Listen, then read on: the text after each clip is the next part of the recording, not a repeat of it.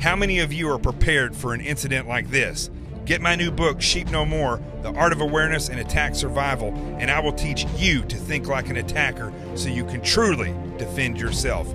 Don't just react, act. Available for pre-order now on Amazon and Barnes & Noble. Sheep No More. Get it.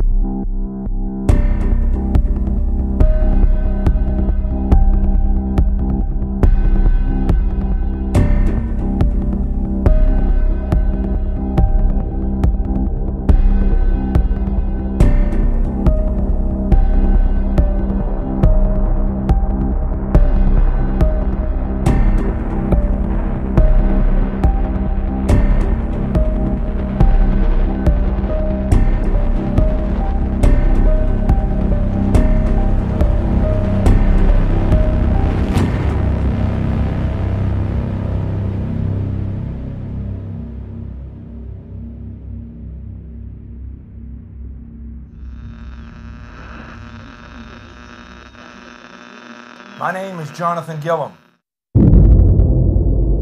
And this is The Experts.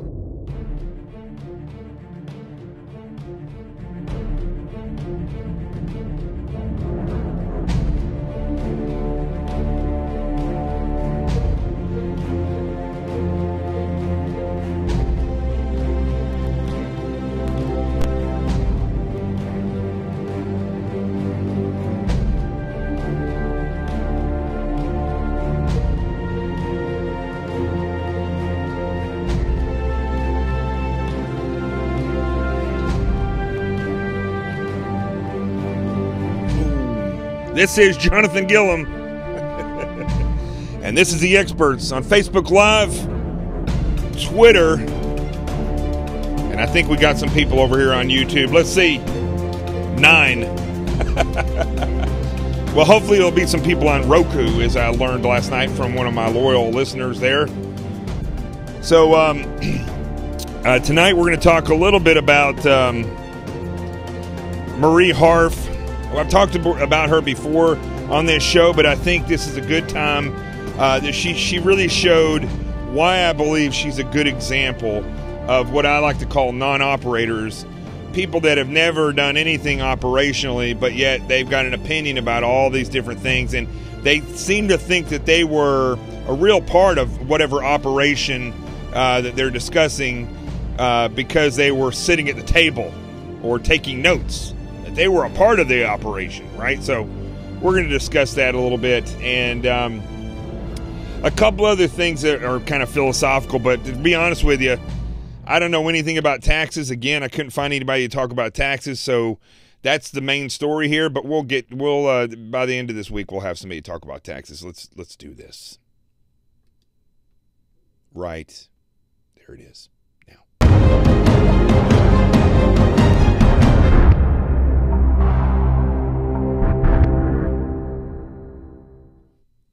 All right.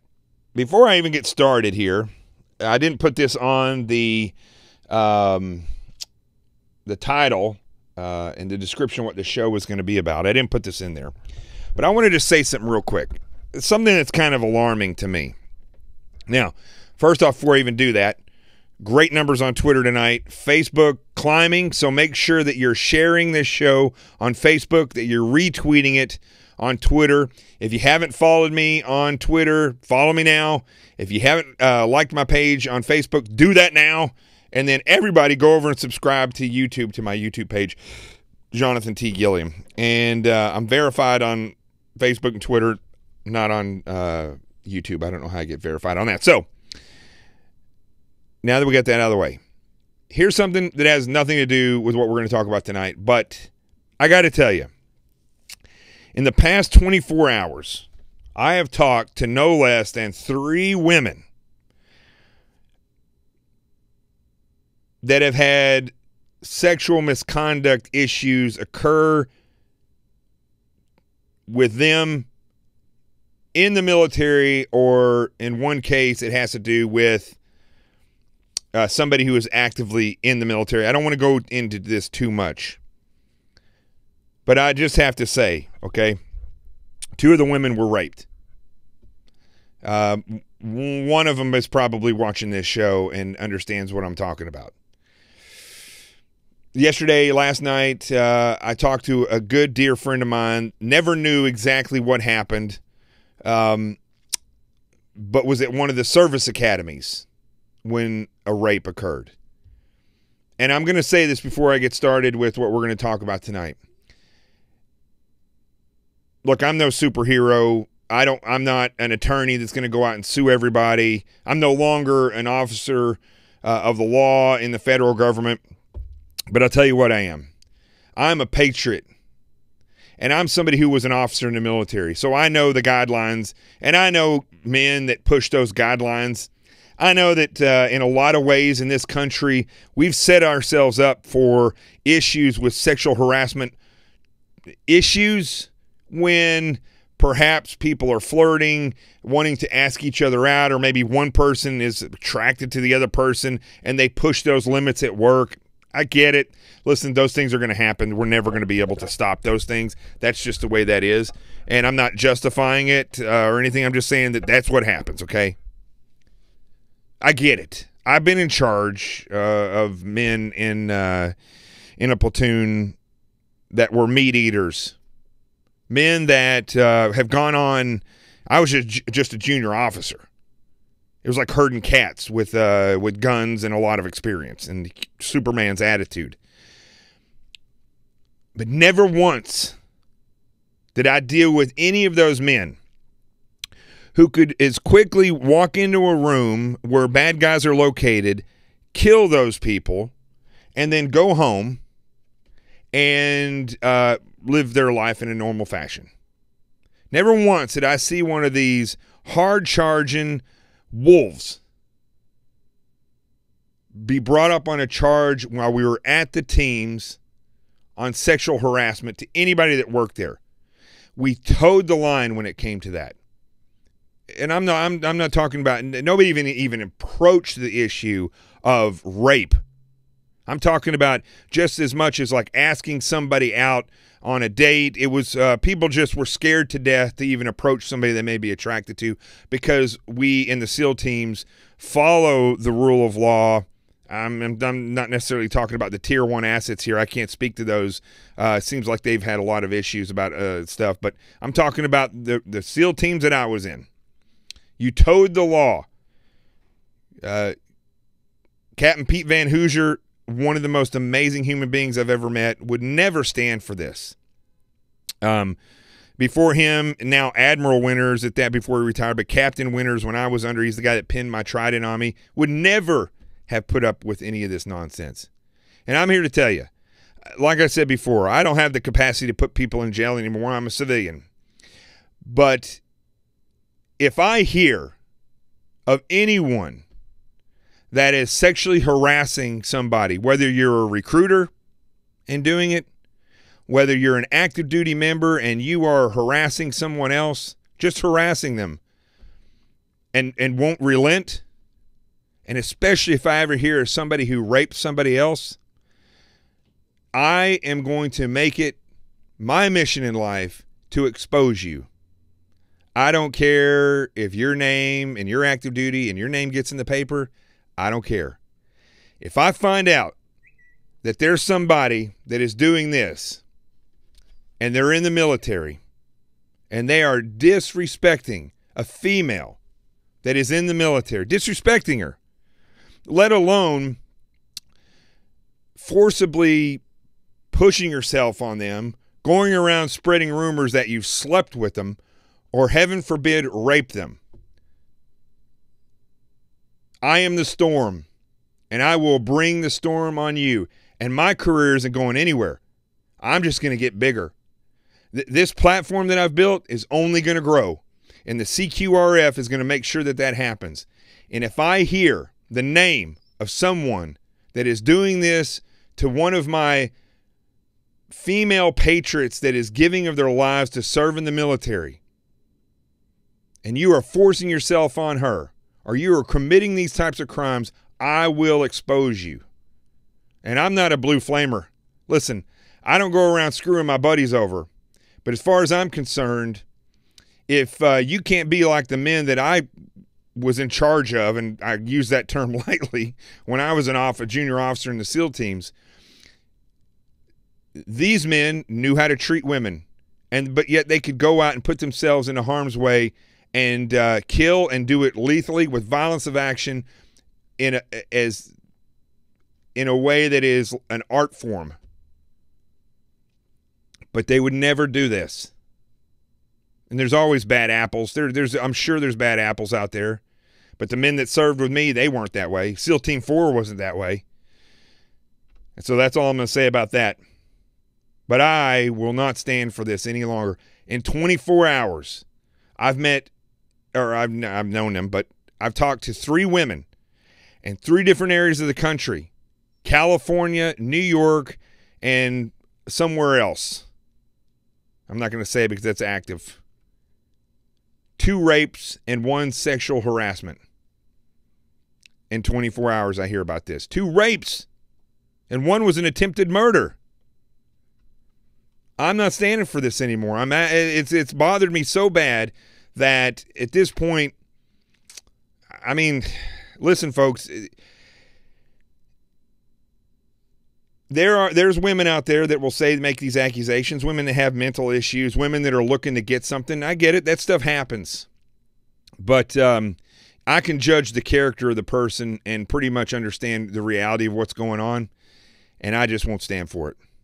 I will not. And I ask everybody that watches this show to stand with me on this, that we won't tolerate this anymore. We can't really do much about media and about, well, the Senate and Congress we can. I think we should hold them just as accountable as we would somebody in the military. But I won't stand for this. I won't stand for it any longer. That is crazy. 3 women that I know that are associated with the military, 2 raped, 1 almost got murdered, and 1 is currently being sexually harassed, which we're dealing with that. So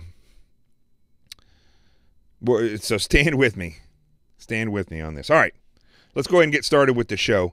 And no, I'm not sorry I went off on that. I cannot handle these types of issues. It bothers me tremendously. So, and here's the other thing. I might as well go ahead and add a whole nother person to this that's not in the military, but she's in a first responder. She's a firefighter. Folks, if you get into a service-oriented field, look, I know cops, when they're in the civilian cars, some cops like the speed. I personally never really like the speed. Some people will push the boundaries of their different types of jobs, and there's little benefits of maybe the parking and so on and so forth. But listen, you get into a service-oriented job, you had better focus and you better enter into this job with an understanding of morality and ethics. Otherwise, stay the heck away from firefighting and police work and military work, because these are jobs where the public depends on your morals and ethics. We need to have people that are in the military and in federal law enforcement that will support and defend the Constitution against all enemies, foreign and domestic. We don't even know right now in the FBI, in the upper echelons of the FBI, if the people that are tasked with supporting and defending the Constitution against all enemies, foreign and domestic, we don't even know. We cannot have faith in those people at the top of the FBI and the DOJ. We cannot have faith in them that they will do what is right against a domestic enemy. We don't know. We don't know. And it's the same as if we get people that are going around raping and sexually harassing women, whether it's in a fire department, police department, or in the military. If we can't trust you to go to work and keep your privates in your pants and your brain in your head and focus on your job for 8 or 10 hours a day, then how can we ever trust that you'll defend, support, uphold the Constitution of the United States, that you will rescue somebody out of a burning building without molesting or stealing something out of their home? Or maybe that if it comes down to judging somebody who's done right from wrong, but you don't like that person, that you won't be the judge and jury and put them in jail. How are we supposed to trust you if you can't get something as simple as you're at work, leave the women alone? We can't. That's the answer to that. We can't. So I don't care whether you're in the military, a firefighter, or a police officer. Listen, this whole blue wall and protecting other cops and stuff like that, you live in a day and age where you don't know who you can trust and who you should take care of. But I will tell you, there are people who have morals and ethics, and I do believe in taking care of those people. But I will not stand next to a cop who has raped somebody or sexually harassed somebody or shot somebody in the back, like happened down in South Carolina. I'm not going to do that. I won't stand for that. I stand for people who have morals and ethics, people who stand next to their partners that are men or women, their teammates that are men and women, and say, I stand with you. We got a mission. Let's do this. And then after work, listen, you want to approach somebody after work and say, hey, listen, I think you're really beautiful. I'd like to go out with you. I don't have a problem with that. And if they say no, drop it and leave it at that. But when it progresses, when it leads back to work, or even after work, when this is an associate and they've made it clear to you that, no, I don't want to have anything to do with you outside of work, and you continue on, now you're getting into the sexual harassment aspects of it. And then when it goes even further, we just can't trust. We cannot trust you all, the people that do this, to support and defend our Constitution, to secure our national security, or take care of our families when there's an emergency situation. That's about it. All right. So right along with that, I'm going to talk today a little bit about Marie Harf, and I got to get out of here in a little bit. I actually have an interview at 10 o'clock I got to do with a radio station out of Albuquerque. And but I do want to say this. I want to talk a little bit about Marie Harf and what a non-operator is. I want to talk a little bit about this train derailment that happened in Washington State and how that reflects life and a lot of the things that I'm talking about right now in this opening. But also, there's a story about a couple that was married 71 years that died within minutes together. I want to talk about that. So let's go ahead and go to the A block, and we're going to talk about Marie Harf, the non-operator. Let's do it.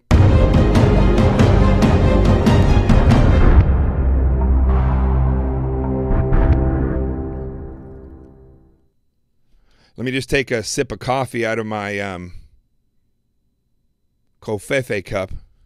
By the way, the majority of people in this world are right-handed. When are coffee cup makers going to realize when I buy a coffee cup with something on it, it's so that the other people can see it? I don't need to turn it around and stare at what it says. The coffee cup should be pointing out. I'm just going to say that right now. So majority of people are right-handed, should stick out. Let's fix this, coffee cup makers. Covfefe. Okay. Marie Harf. I'm sure you guys know who she is. She seems like a very bright woman. I think she's pretty. And I know she's smart in her own kind of way. But the reality is, she's a non-operator. She was a spokesperson for the CIA, and I believe she worked for the State Department later. I may be wrong about that. But she's just a spokesperson. Marie Harf is nobody. She's not an operator. I'm not saying she's not somebody.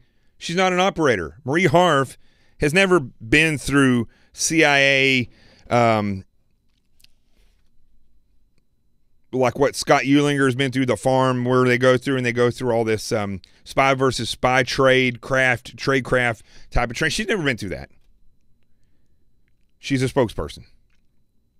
But let's look at how somebody who I term a non-operator, and I define that as somebody who has never operated, never even been trained to operate, but yet they were associated with that area of operations, and so they go out and speak about things that they have no experience in and know nothing about, with the exception of that they sat at a table with these people. Now, I know that there's going to be, if Rob O'Neill's watching this show, I'm sure he's going to say, well, you were never in combat. And that's right, I was never in combat, but I did do a deployment down to Central South America, and I operated in and around the war on drugs, the counter narcotics, this failed war on drugs. I was in the FBI on the counterterrorism and the criminal side of the house. I have been an air marshal flying missions there. I've done enough operationally over 20 years to where I know how to operate. I know when I go through a doorway, whether I go left or right. I know how the door opens by looking at the hinges. I know, when it comes to tactical stuff like that, I can work my way through a house with everybody if you stick me in the train. But I know also how counterintelligence works. I've been through lots of courses in counterintelligence. I've done a lot of other different things, but my mind is that of an operator. So I'm not going to sit there and talk about stuff that I've never done. I wouldn't have an argument with some of these guys who have deployed, 2 to 10 times, some of these guys 14 times, when I never went into a war zone. So a lot of the times, and this actually happened over the past 16 years, tactics that I was trained on in 2000, between 97 and 2002, a lot of the tactics I was trained on don't necessarily work in certain battlefields, like entering a room in a dynamic fashion versus doing what they call a slow pie, where you're kind of moving around the door and edging around the door. Different things work in different places, and those things change. So I can't argue with those people. I'll sit and listen and monitor what they say, and depending on their real-world experience, I may or may not chime up, but I'm going to sit and try to learn from that. Well, let's watch when on Fox News they're talking about, on the 5, this comes from the 5, they were talking about Obama blocked pursuit of Hezbollah's drug ring to protect the Iranian the Iranian deal, where they paid all this money back to Iran, like over $1 billion, and then got these hostages that they were holding back. But even they didn't get all the hostages. So anyway, let's listen to what Marie Harf says, and this is a perfect example of what I'm talking about. Did the Obama administration derail a major investigation into Hezbollah's drug trafficking ring in order to save the Iran nuke deal? Well, that's the allegation in an extensive and explosive report by Politico titled "The Secret Backstory of How Obama Let Hezbollah Off the Hook."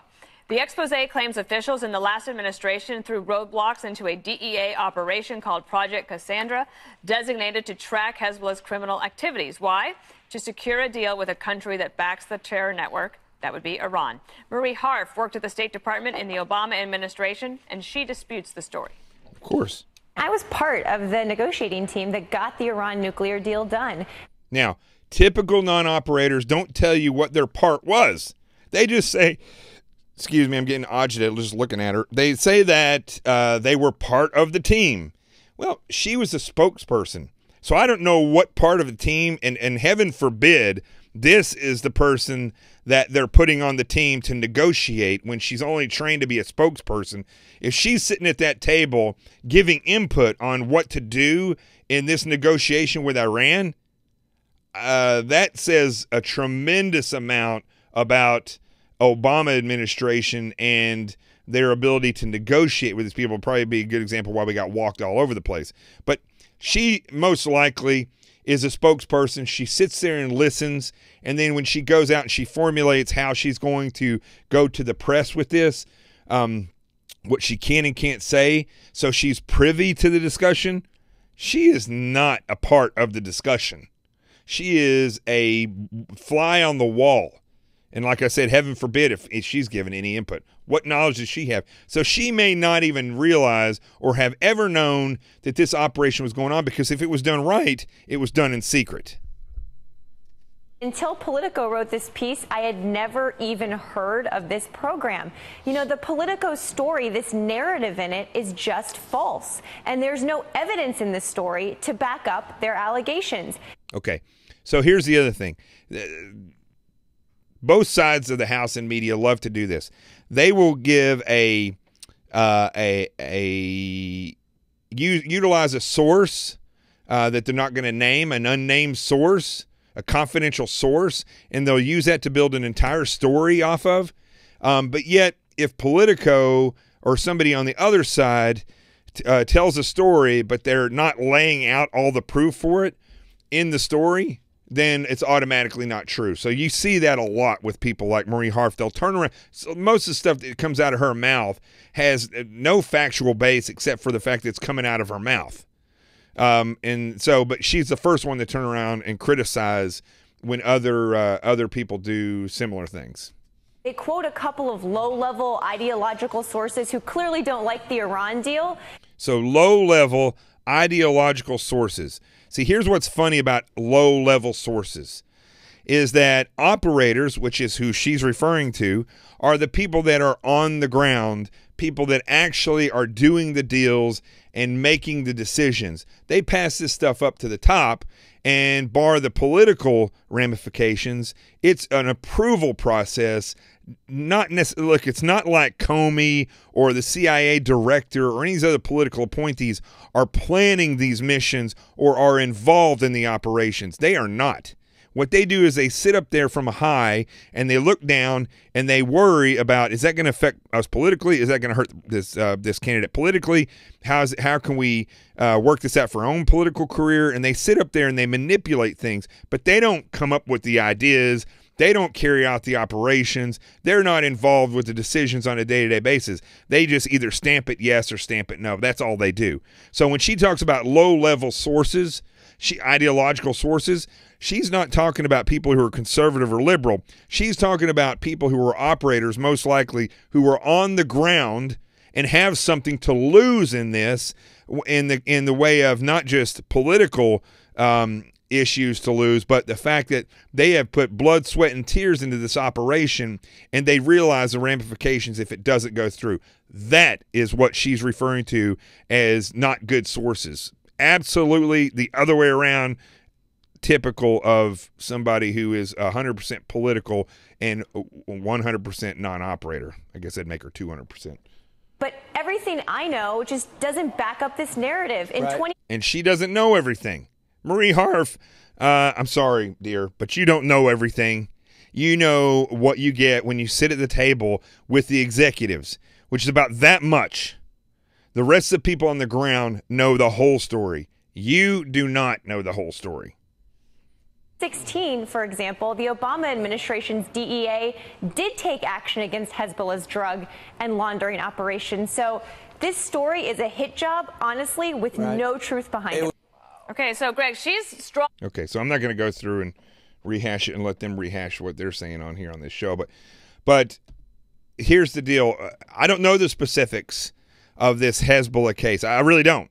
But that's not why I played this. I played this because Marie Harf is a perfect example of a non-operator who gets themselves into a position at the table never having the training to say that this is a good operation, bad operation, that they should go left when they go through the door or right when they go through the door. She doesn't know any of that stuff.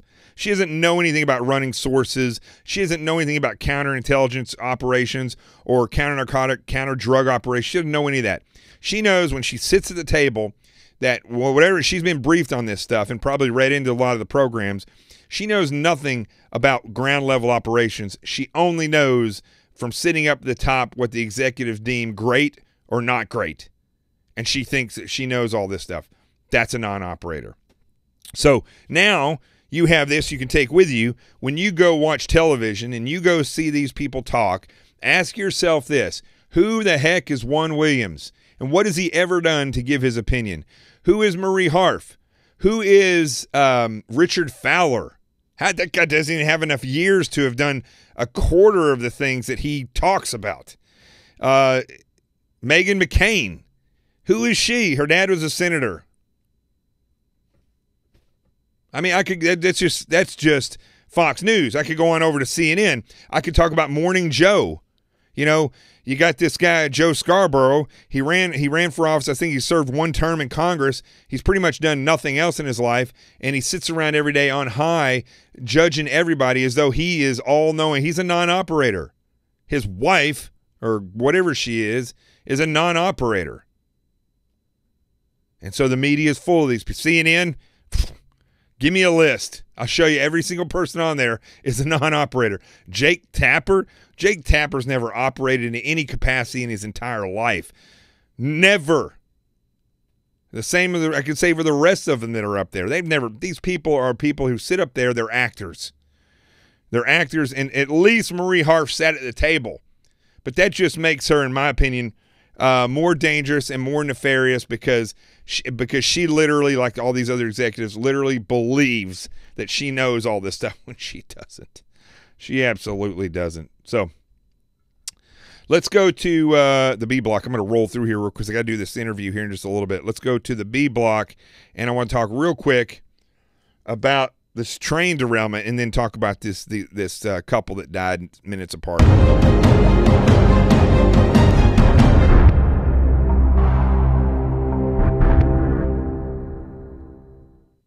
Okay. I don't really have much to say about this train derailment because the investigation is still going on. But here's what I will say. Train derailments and car crashes on straightaways. You know, the majority of car crashes in this country happen on a straightaway, not a curve, and they happen within 2 miles of your home. I think it's either 10 or 2 miles of your home. That's the fact. Hold on a second here. Who am I interviewing? I'm not interviewing anybody, Kitty Kelly. I'm being interviewed for a news station in Albuquerque. So these train derailments that happen on curves, if there's no evidence that something was placed on that track, we have to ask ourselves, why was that train going 70 miles an hour? And I'm sure they say, I think it's being reported now that the conductor was distracted. If you were distracted from the job of putting the gas or the brakes on that train, and you're so distracted that you forget to back it off before you go around a corner, there's some standard operating procedures that are not being adhered to or that have not been inputted into the policies of what you do on a daily basis. And life is very similar, folks. You know, this leg injury that I have is was caused by me living this fast life where I'm going from one interview to another, doing all these different things. And I think I told the story. I started to go off the sidewalk. A car lurched forward, whether they were joking or not, and I had to turn real quick. And I went into a planter, and then when I stepped off, it just snapped this tendon right off my knee. I laid there thinking about this as I'm trying to figure out, do I drive the Newsmax and do this show? Do I go home? Do I go to the hospital? Do I get an ambulance? And I laid there. I ended up getting back on my scooter and driving 2 miles with one leg. I don't know how I did that. The other leg just dangling, and went and hosted for 2 hours with Bill Tucker. But the injury that I've sustained from this leg has really I wouldn't say it slowed me down as much as it's refocused me.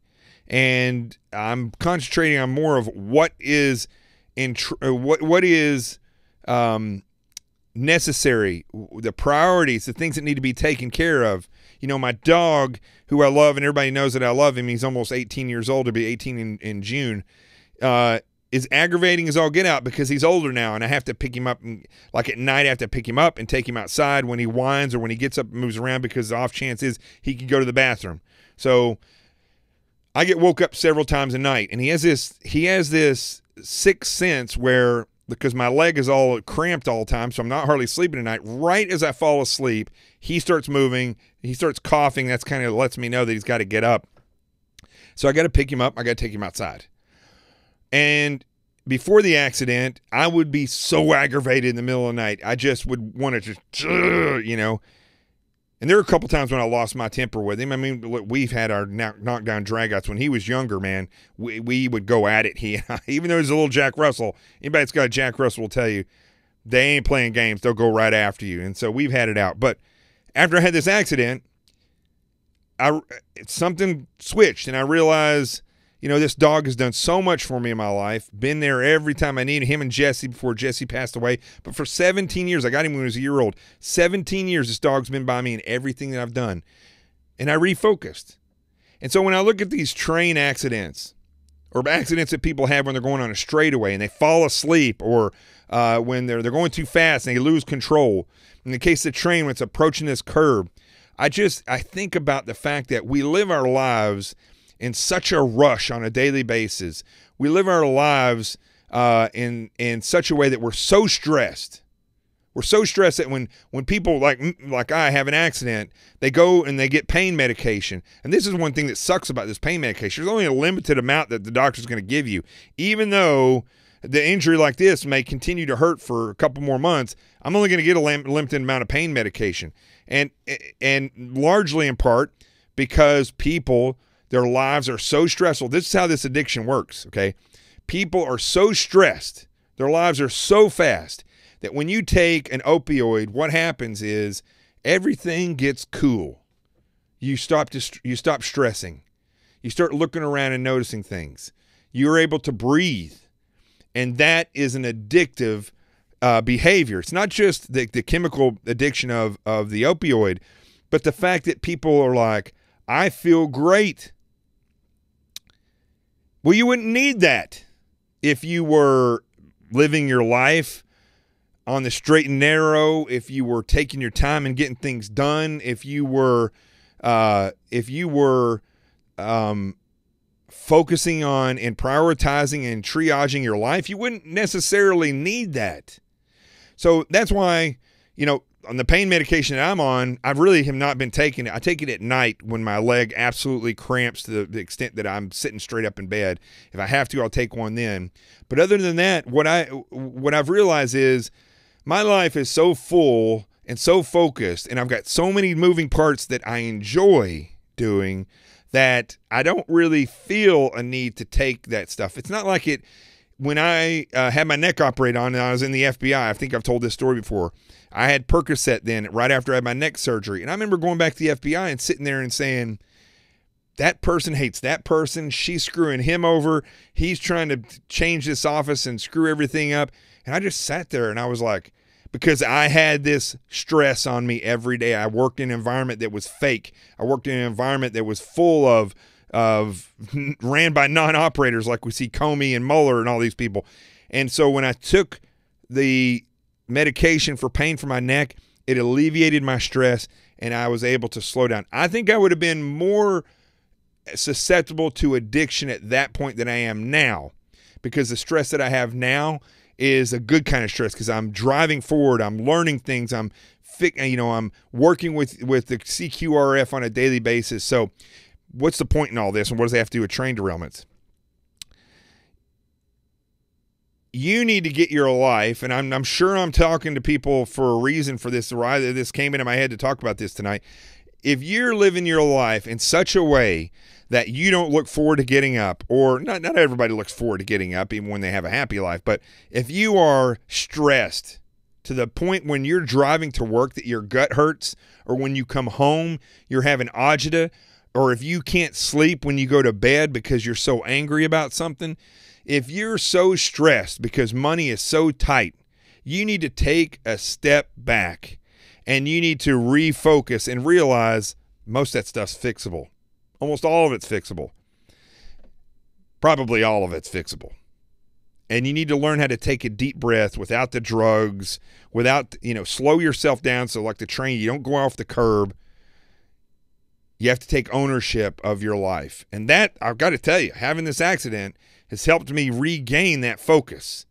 And it's helped me refocus on my dog and what I'm doing in this weird career choice that I've gotten into. I've just kind of fallen into this whole thing. So, folks, if you feel like you're overstressed, if you feel like you're not happy, if you feel like you're getting stomach issues or fatigue, or if you used to be a big athlete and you can't even get yourself into the gym, first of all, get your hormones checked out. That's one. Secondly, take a step back. Go for a drive this weekend. I've talked about this before. Get in your car. If you can, go drive. Don't stop. Just keep driving. Go 500 miles away. Go so far to the point where you're like kind of freaked out because you don't know if you're going to make it back by Monday. Go that far. And then stop. Get a hotel room. Relax for a while. Don't think about anything. Take a deep breath. Come back and be cool, man. Be cool. And find your little niche. And then if you are looking at a surgery and that's your life I just described, then you need to be careful with the pain medication. And if you're driving a train, I know one of my buddies that works on the what is that? The train that goes north. I forgot what it is. But anyway, they work on the railroad here. Tell the conductors to slow down. All right, one last thing before I got to go, because I got to go here in just a second. I read this story earlier. Man, it choked me up when I read it. It's pretty phenomenal. There was a couple. I'm not even going to go to the C block. A Medina couple married 71 years, die within minutes of each other. Now, this is an interesting story here, folks, because what happened was Bob and Ruth Kretschmer, Kretschmer, Kretschmer, I believe is how you say it. I may be saying that wrong, who died within minutes of each other Friday, 5 days after they celebrated their 71st birthday. Or wedding anniversary, sorry, my bad. So, first of all, they described them as, the opposites attract. These two, complete opposites. She was a one-time Republican politician who chaired the DuPage County Board Zoning Committee, served 20 years on the Illinois Commerce Commission. She had been in hospice for 2 years and said the couple's daughter, Bobby Boston, Bob, the father, was a World War II veteran and two-time Purple Heart recipient, was diagnosed with cancer earlier this year. They both wanted to die in the house. And if the father went first, that wasn't going to happen for my mother. I guess she was saying that her mom didn't want father to go first. So Boston is the daughter's name, said that he hung in there for her. Like he must have been really sick as well with his cancer, but he hung in. And after she passed away, he asked why everybody was crying, and then he passed away. That is phenomenal. And she said they worked it out between them through the grace of God. That's pretty amazing. They both died within 15 minutes of each other. So, again, going on with what I was just talking about a little while ago. Folks, this life that we get caught up in and that we lose ourselves in the day-to-day interactions in life and the stress and how your boss treats you and if this person's a jerk to you, we lose ourselves in that. And it's important for you to realize that this life and the person that you are, the body that you're in is powerful. You were chosen for a reason, and you have no idea. You can't even begin to comprehend You can't even begin to comprehend how powerful of a creature you are. You can't even start to comprehend that. But you need to try. And you need to realize that you're here for a reason, and that just like these people who 71 years were married, ethically and morally strong in their marriage, love so strong, so much dedication there that within 15 minutes they died of each other. We need to refocus a little bit here, folks. And we can trace back the breakdown in politics, the breakdown in the family unit, the takeover of morality and ethics by Hollywood and Washington, D.C., and the subversion of this country. We can trace it back to the American population becoming busier and busier and more stressed. We can definitely trace it back to that. I read an article today, and I'm not going to talk too much about it, but I'll just end it with this. In that article, they talked about how the country has been, over the years, has been weakened by the way that the government runs things, overtaxed, too many politicians trying to tell everybody how to be, or too much regulation, I guess you could say. And the freedoms that we as Americans enjoyed at one time, you don't really necessarily, these are limited freedoms now in many aspects. And you're so busy, rents are so high that you can barely focus and barely keep your head above water. And I'm here to tell you, you are so powerfully made that none of this stuff is not fixable. But the first thing you got to do, put the brakes on, get it down to speed, just like the train when you're coming up to that turn. So you make the turn, save the lives, get yourself back into control, take a deep breath, and start moving forward. That, folks, is how we refocus this country. But it's also how we refocus the family unit. It's how we refocus what we teach our children from the time that they're, remember, I have a degree in psychology. The first 5 years, a child learns more than they'll ever learn in the rest of their life. There are severe stroke victims that lose their ability to talk and walk at an older age, and they never regain their full ability to do that again.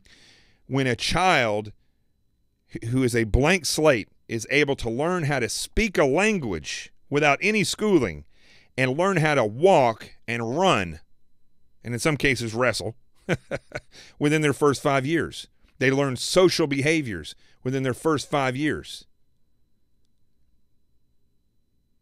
I think it's time for the American people to slow down a little bit, to take a deep breath, to refocus themselves and concentrate on morals and ethics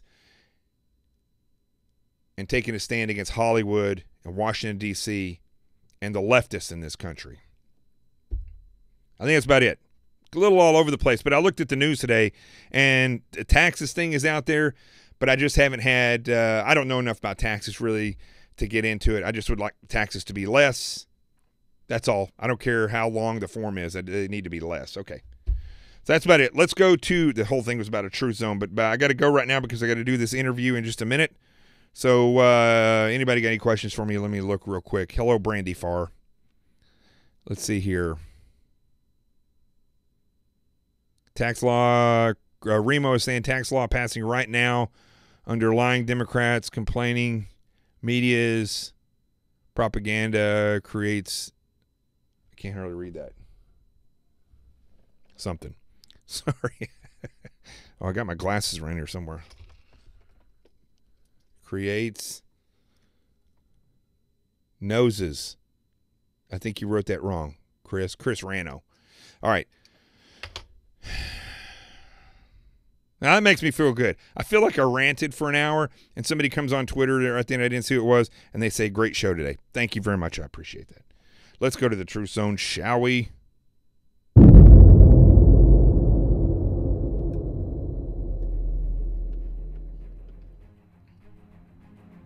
All right. Kafefe. You see, this is what I'm talking about. Thinking things through in life. Why on earth, when the majority of people are right-handed in this world, would you make a coffee cup where I have to stare at the joke on a daily basis? Coffee cups are like bumper stickers. They're not made for me to see. They're made for you to see. Bad standard operating procedures. That's how you get this. That's why you got to figure out in your life something as simple as this. Look at the statistics. They say most people are right-handed.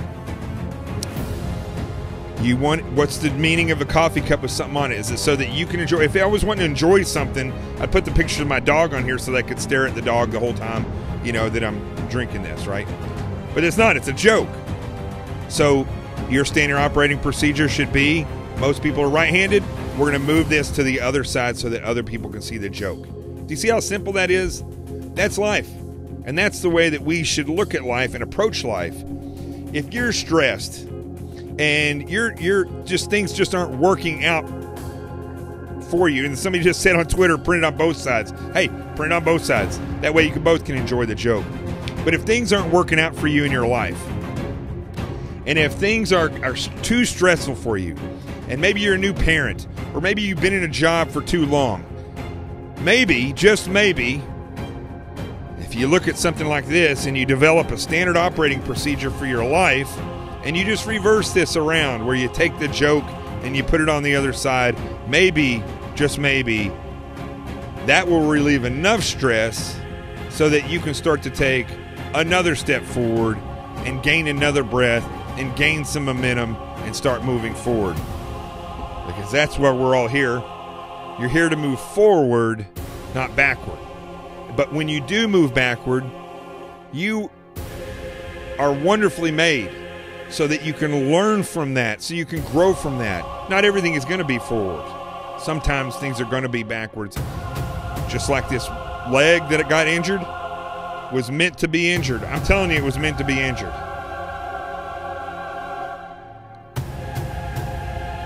That's all I got to say about that. A lot of things are coming in 2018. It's going to be a big year.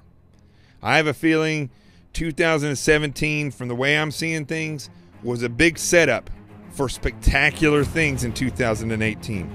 If you're having a hard time and you're coming up on Christmas and you're coming up all these other things, if you're lonely, if you're overwhelmed, make sure tonight before you go to sleep that you slow down and take a breath and refocus yourself. And when you get up tomorrow, if you live in the north, go run yourself some cold water in the sink and start the day off by putting your face in there, and then take your hands and put them in there and wake yourself up. If you're in Florida and you got to put ice in the water, do that, but wake yourself up and face the day and face it with violence of action and aggression, but do it like a cool operator and be an operator. Don't be like Marie Harf. Don't be a non-operator that thinks you know what you're talking about when you really don't. That's the message. And listen, if you get injured and life gives you a cane, well, then you just got to start being a pimp. That's all I got to say. Pimp it. I'm Jonathan Gillum. That's my buddy Rico right over there. This is the experts. You are the CQRF. And I'll see you tomorrow, my friends. Remember, wherever you see this face, the truth has arrived.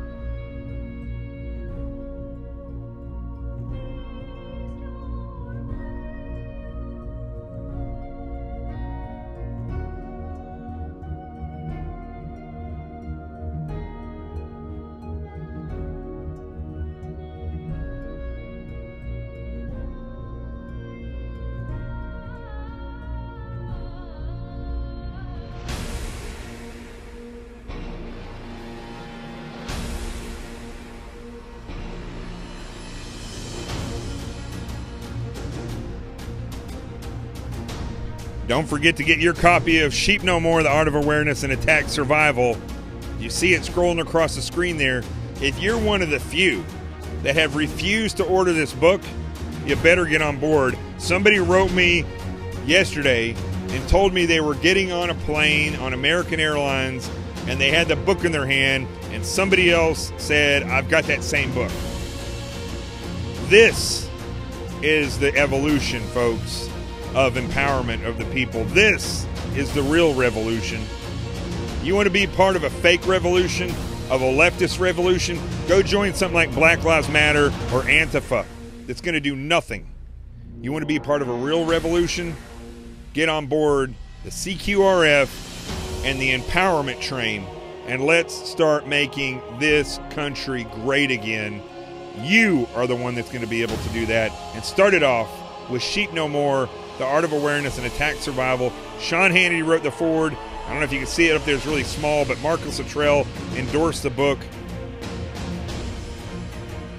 Get it. Peace.